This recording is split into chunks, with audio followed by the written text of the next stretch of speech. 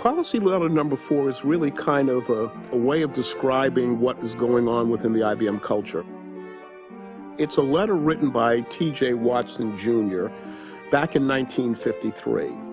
He was negotiating to build plants in southern states.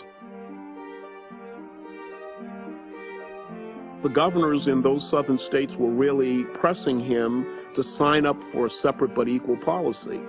And he was clear, we are not going to discriminate against our employees. So he wrote this letter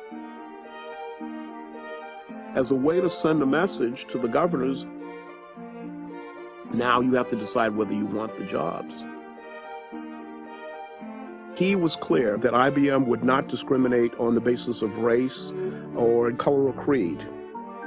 And then he caused it to be printed in the local newspapers as a way to send a message to the governors that this wasn't just an affectation, this was belief. It shows the commitment of the company to put a stake in the ground even when it potentially is going to cost the company something.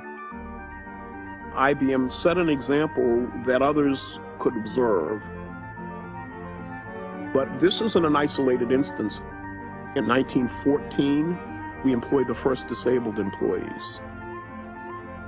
1934, we employed women in what were the high-tech jobs of the time.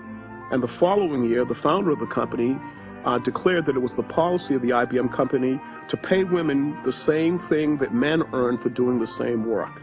This is like 30 years before any civil rights statute in the United States obligated us to do it. In 1984, you see IBM declaring that it will not discriminate against people on the basis of sexual orientation. 2005, we set a policy that said we weren't going to discriminate against people on the basis of information that we could glean from their genetic makeup.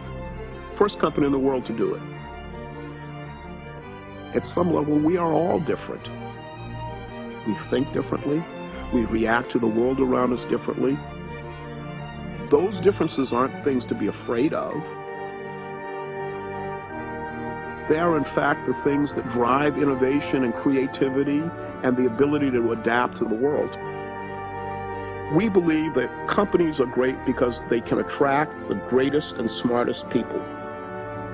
And the belief that talented, bright people are found in every part of the human family is not just a kind of poster statement. This is who we are.